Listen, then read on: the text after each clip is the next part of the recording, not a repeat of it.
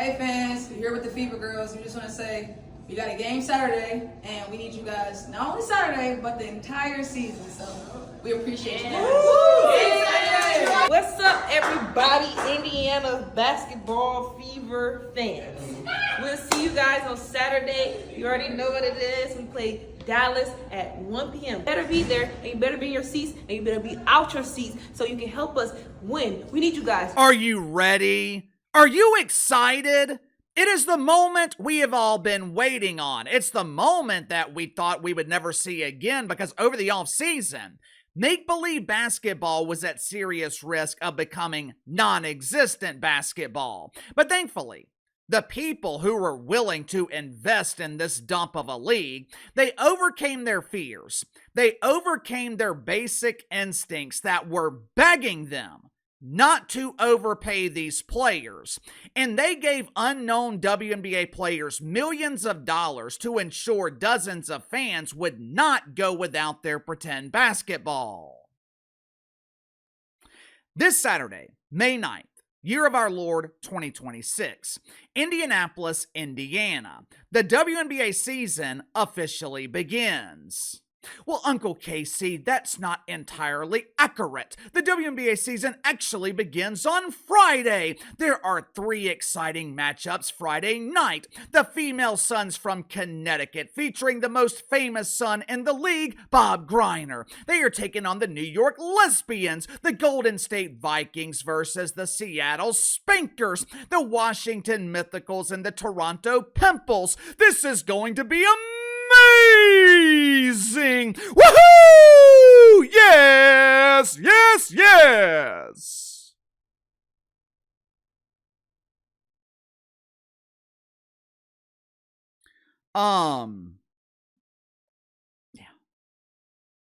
Yeah, no one cares about those games on Friday night. There's a reason those teams were scheduled for Friday night, which is the worst night for TV, and Caitlin Clark and the Indiana Felines, they were scheduled for the afternoon window on Saturday. Now, to their credit, the WNBA and the networks, they are trying to maximize the value of their only star. According to the mainstream media, the excitement going into the WNBA regular season is unmatched.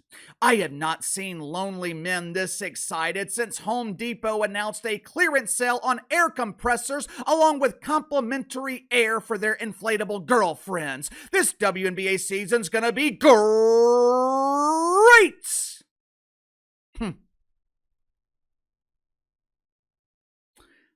Like I've been telling you guys since last summer, and I could be wrong about this, but it feels like the WNBA is losing momentum, at least in terms of mainstream interest.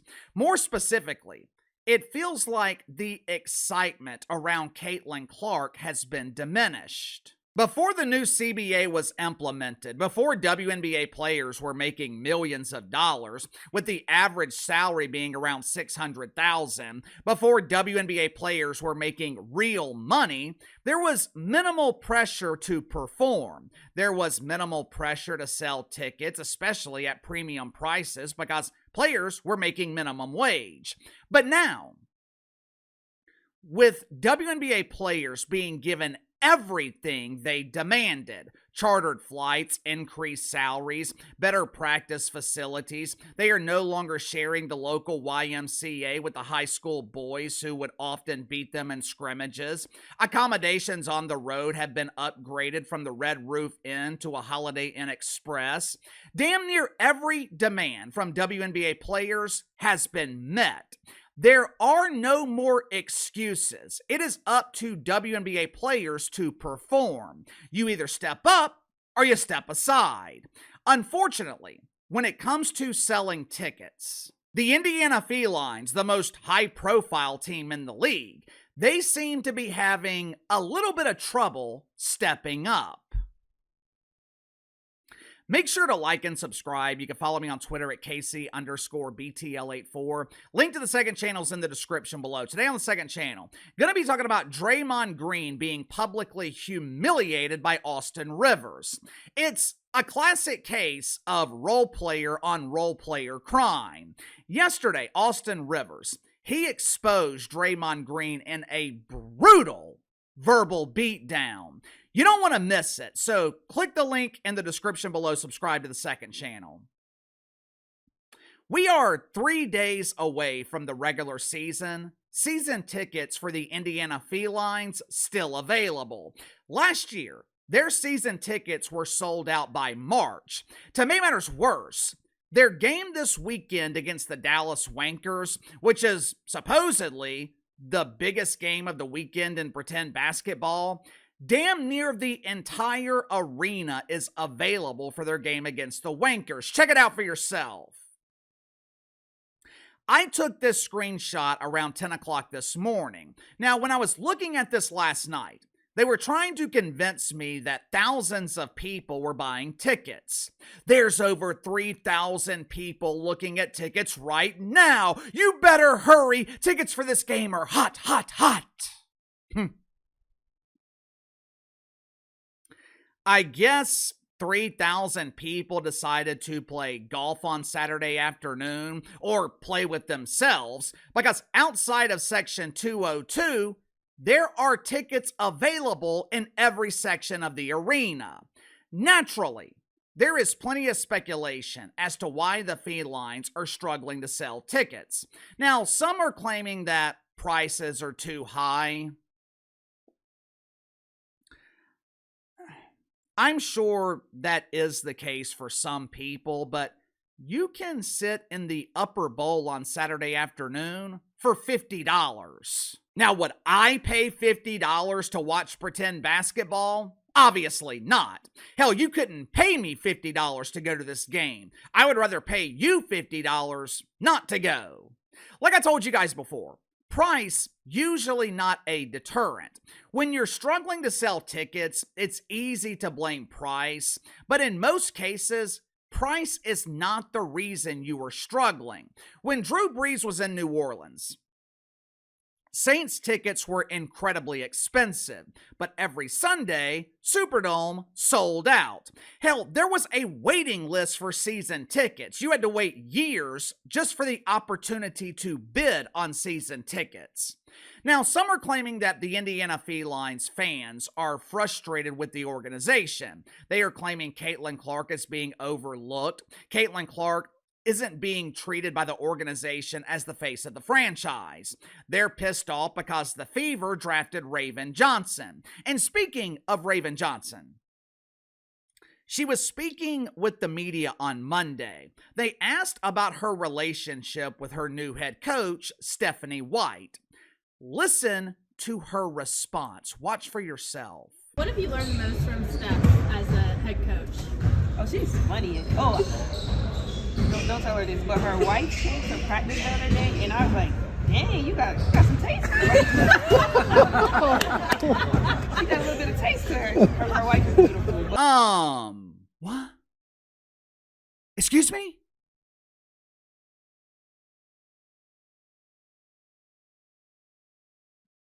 You're asked about your head coach, and your first response is hitting on her wife?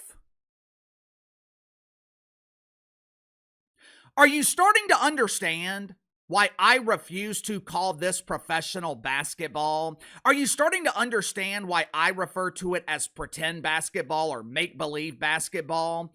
Raven Johnson is a rookie. She hasn't even played a game, and she is already comfortable hitting on her coach's wife in public through the media.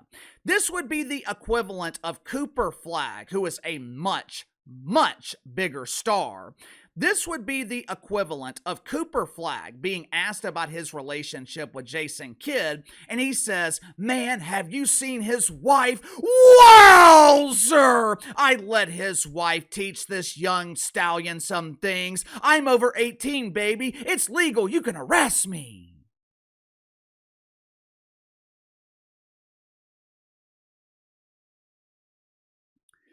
This damn league can't get the hell out of its own way.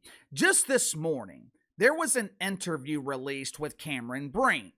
Uncle KC, who in the hell is Cameron Brink?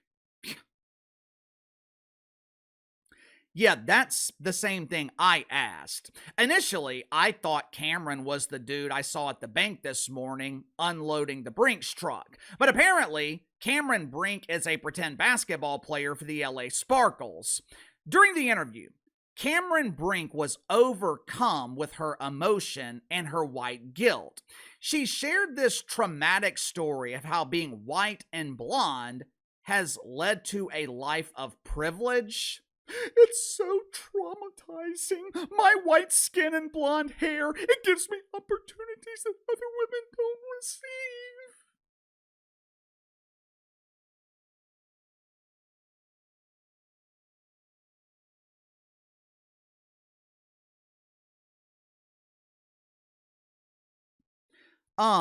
I guess her white privilege is broken.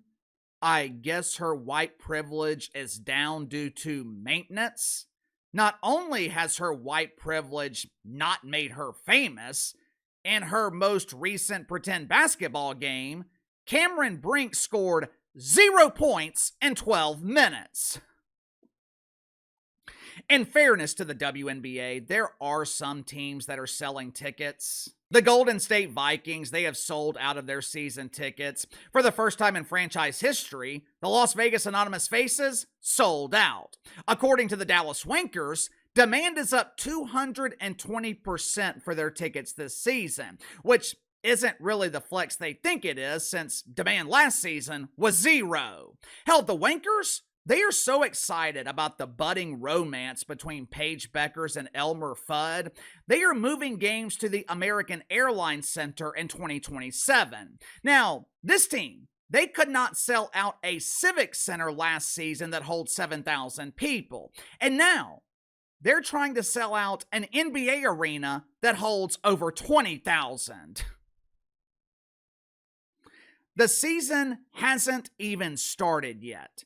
And WNBA players are already proving why people have ignored this dump of a league for decades. Monday afternoon, right after I posted my video on the second channel about her, literally minutes afterwards, Natasha Cloud finally got a job after 3 weeks of unemployment. The Chicago Bravado vastly overpaid for the services of Natasha Cloud. Question is, how long will she remain silent? How long before Natasha Cloud is preaching about communism or making up stories of fake racism? My guess is it'll happen around June 11th, which is the first time they travel to Indiana to play in front of the supposedly racist Caitlin Clark fans. We have players apologizing for white privilege. We have Paige Beckers and Azzi Fudd dating each other while on the same team. We have players hitting on their coaches' wives through the media. Like I've told you guys before, the money only makes it worse. Money does not extinguish entitlement, it magnifies it. And to make matters worse, with every game being nationally televised and with the Indiana Felines already struggling to sell tickets, Caitlin Clark is at serious risk of overexposure. I will give the WNBA a little bit of credit. This league is absolutely brilliant at generating attention. These ladies, they know how to get noticed. The question going forward is, will that attention translate to long-term interest? Will the product on the court be compelling enough to be the primary draw? Sound off in the comments below. I'll see you guys later.